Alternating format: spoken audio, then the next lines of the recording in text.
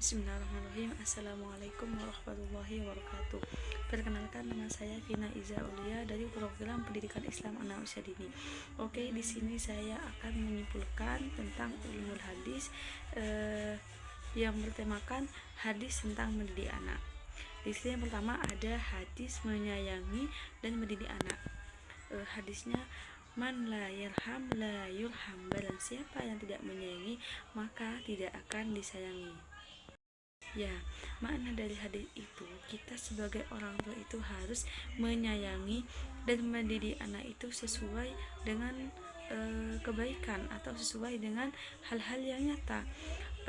Dikarenakan mendidik anak itu akan membentuk sebuah karakter anak.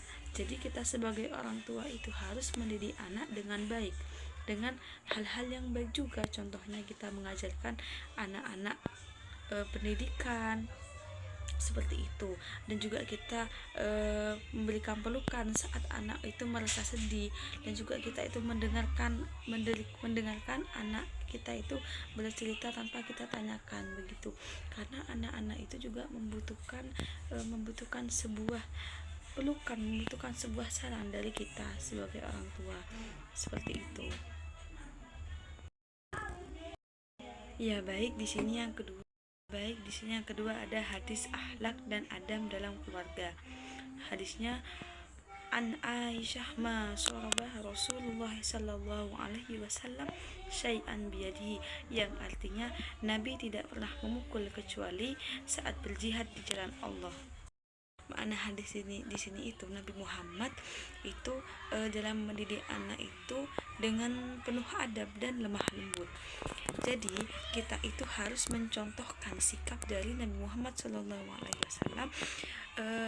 dengan dalam mendidik anak. Jadinya kita itu kalau mendidik anak jangan sampai mengeluarkan kata-kata yang tidak baik atau menggunakan nada tinggi, karena jika kita menggunakan nada tinggi maka anak-anak itu tidak akan mendengarkan apa yang kita ucapkan gitu. Jadi kita harus menggunakan kata-kata yang lembut, kata-kata yang baik gitu, kata-kata yang membuat anak didik kita itu merasa tenang. Contohnya kita harus menasihati anak itu dengan kata-kata yang baik, dengan kata-kata yang tenang seperti itu, dan juga memberi contoh akhlak, bukan hanya kata-kata, akan tetapi kita memberikan praktiknya, memberikan contohnya seperti itu. Baik, yang ketiga di sini ada hadis mengajarkan Al-Qur'an kepada anak. Hadisnya qala Rasulullah sallallahu alaihi wasallam khairukum man ta'allama al-Qur'ana wa 'allamahu, yang artinya sebaik-baik kalian adalah yang belajar Al-Qur'an dan juga mengamalkannya. Nah, hadis di sini itu kita sebagai orang tua itu makna hadis di sini kita sebagai orang tua itu wajib untuk mengajarkan anaknya kita itu sejak anak. Hadis di sini kita sebagai orang tua itu harus mengajarkan anak didik kita itu sejak dini. Karena kenapa kita harus mengajarkan anak didik kita itu sejak dini? Dikarenakan mengajarkan sejak dini itu bisa membentuk karakter anak sampai dewasa gitu.